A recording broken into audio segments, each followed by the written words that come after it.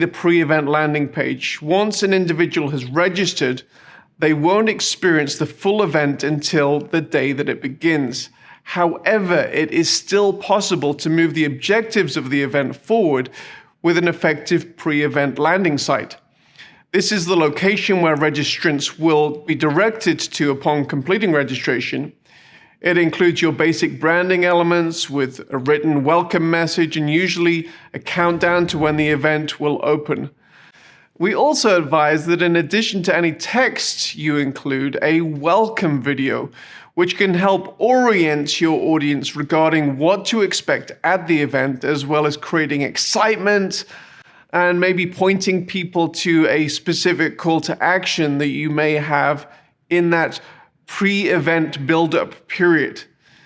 This might be a temporary landing page until the event watch page is created. Now let's talk about collecting money for a moment. A number of ticketing services out there handle the payment processing of an event for a significant fee, which is often taken off the top of the monies collected before the remainder then reaches you. Now, we at Saudis operate on a different model, and that's a bring your own Stripe account approach. This means that you will pay the percentage transaction fee, maybe that 2 to 3%, and then receive the income directly from your audience to your bank account.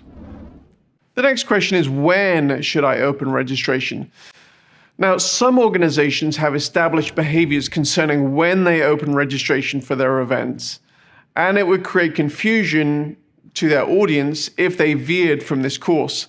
However, when no such general behavior has been established, a common question that is often asked is when registration should be opened.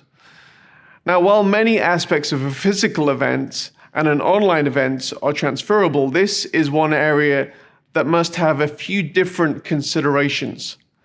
An in-person event will often require the audience to take time off work, or at least their day-to-day schedule if it's an internal organizational event. This often requires much more forward planning, including travel, accommodation arrangements. For this reason, it's often important to open event ticketing up to a year or more in advance for an in-person event. Added to this is the fact that an in-person event often has limited capacity at every level of the event, which could add the motivation to buy early.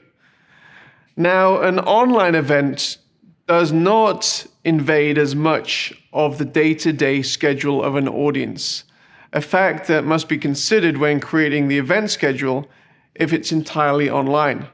And therefore, opening up the registration closer to the event and building a clear communication plan from the start of the registration to the end of the event and beyond is something that should be considered.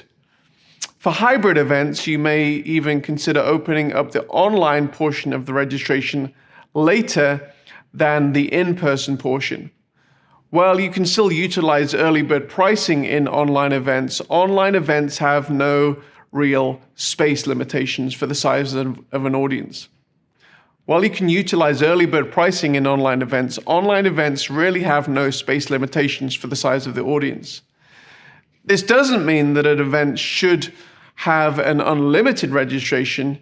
Unique limited experiences based on human limitations of breakout watch parties or VIP one-on-one consultations may create that exclusivity that is often a big selling point for an in-person event. So that's pretty much all there is for this section. So let's go through our checklist.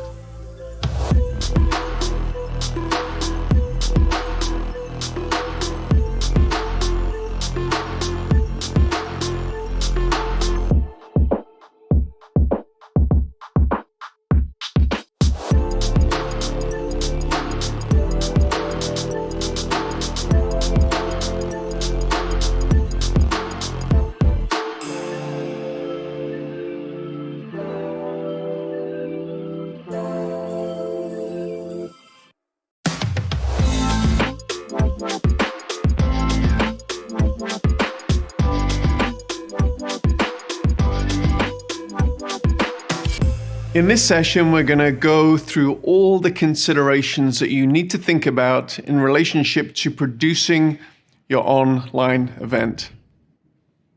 When you design a large in-person event, much thought is often given not only to the content that is delivered from the stage in the main plenaries, but also to the design of the stage and the main auditorium.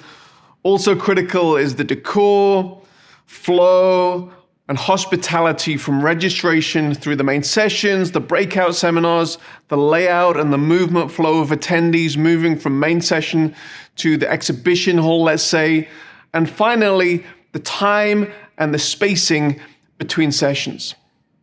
All of this process, along with thousands of other considerations unique to your organization, takes time and consideration. The bottom line is the way that the event is designed communicates to attendees their value and the value of the experience. Design gives us the opportunity and the ability to create the correct emotion and feeling needed to highlight the importance of the content that is being communicated in your event.